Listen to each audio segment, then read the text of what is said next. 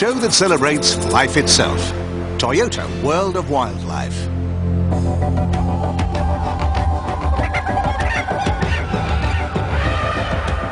From the seas to the savannas, from the rainforests to the high Himalayas, our natural world abounds in richness, variety and splendor.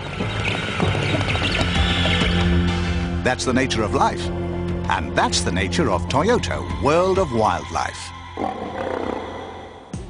Animal adaptations are the subject of this show, and it's amazing what they get up to. Some use the force of gravity to get a meal. Others make use of us. These insects have adapted to one of the most hostile environments on Earth. While this little fellow has a special finger which he uses for scooping out insects. There are some creatures that only dine at the highest levels, and others who are more down to earth. And our Wild Crew cameraman has to do a little adapting himself as he goes filming in South Africa.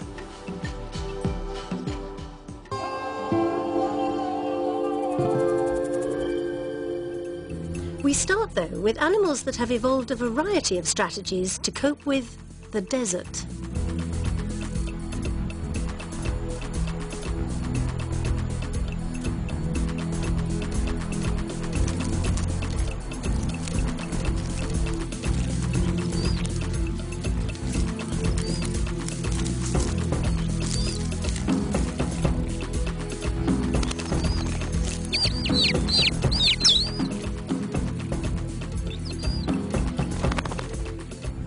All creatures that survive in the desert have made a series of vital adaptations to the heat, the dryness, and the shortage of food. They must, however, get water from somewhere, and darkling beetles have devised an ingenious method of doing this. They simply stand on top of a sand dune and allow the early morning water vapor in the air to condense as droplets onto their backs.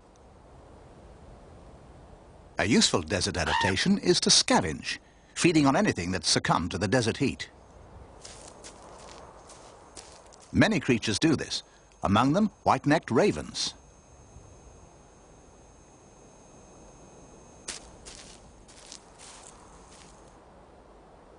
But in the skies above the ravens is one of the world's best adapted desert scavengers, the lammergeier, a member of the vulture family. It's found in Asia, Eastern Europe and Africa, and is one of the world's highest flying and swiftest birds.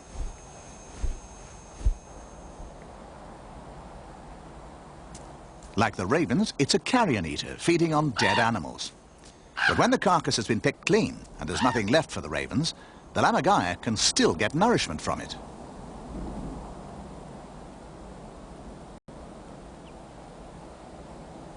And it does this by eating the bones. It has a stomach like an acid bath and can swallow and digest a lamb's leg bone. But if the bone is too big, or the lammergeier is still young, like this one with its dark neck feathers, it needs to break the bone. And for this, it's devised a unique method. Having found a bone that's too large to swallow, the youngster takes off, clasping it in its beak. The young bird's parents, with their yellow neck feathers, keep an eye on their inexperienced youngster. Lammergeiers can fly at 8,000 meters, but from a height of 60 meters, the youngster chooses a spot above a slab of rock and releases the bone. The lammergeier has somehow learnt that if it drops a bone on a rock, the bone will shatter. This time it misses, but the bone is weakened.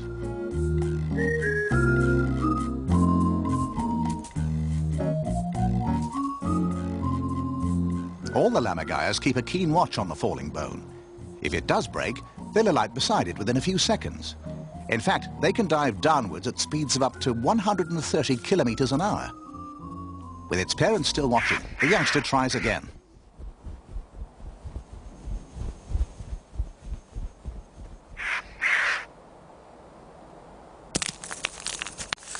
And this time, it works.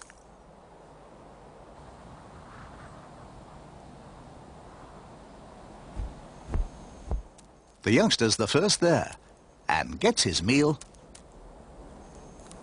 of some tasty bone marrow.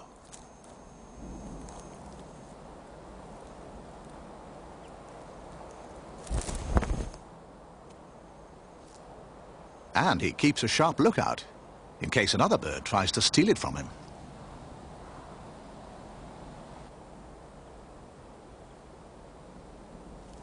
The lammergeier fascinated the ancient Greeks and Romans.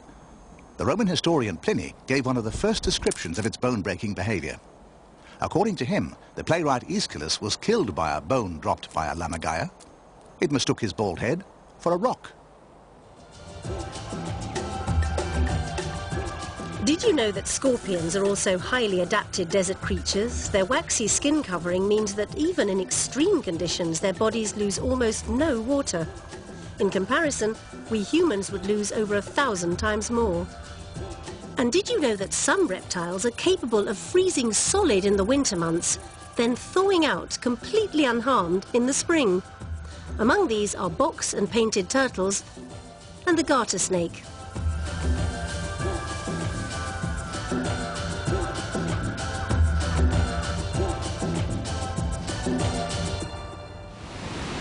To survive in the lake where these waters originate requires special adaptive powers.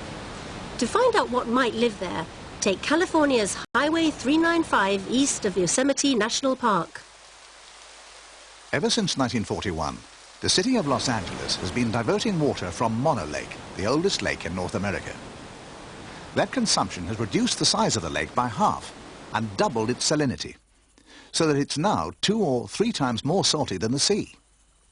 Columns of calcium carbonate called tufa, which build up around springs in the floor of the lake, now rise 10 meters into the air.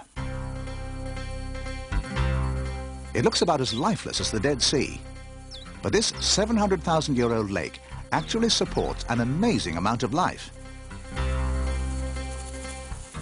Trillions of specialized brine flies, which feed on microscopic algae, have rapidly adapted to these hostile, briny waters.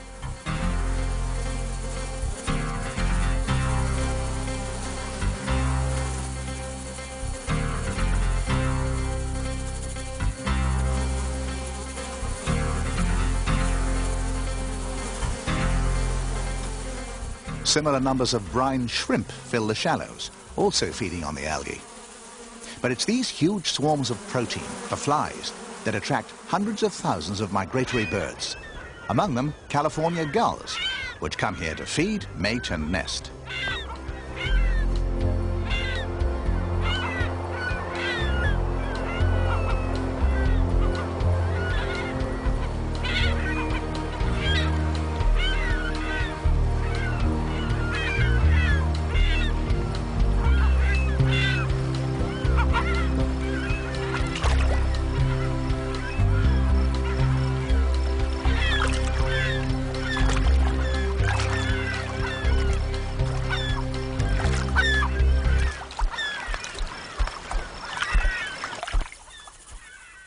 There are at least 80 species of bird that call Lake Mono their home.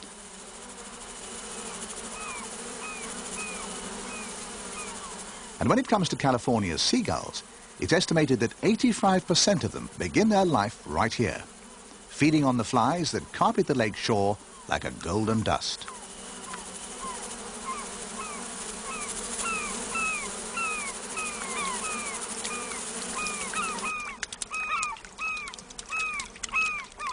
"20 years of court challenges, right up to the Supreme Court, have finally stopped the lake being used as a reservoir. And the water is once again slowly rising. That means yet more adaptations face all these creatures as its salt level falls again.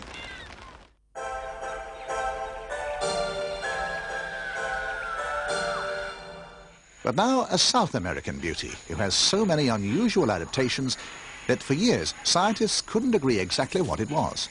A cow or a cuckoo? The huatzin, the national bird of Guyana, is the only bird that has an extra stomach for fermentation, just like a cow. And in that stomach, as in a cow's, there are bacteria to help it digest cellulose because it only eats leaves, another unique specialization. It's also known as the stink bird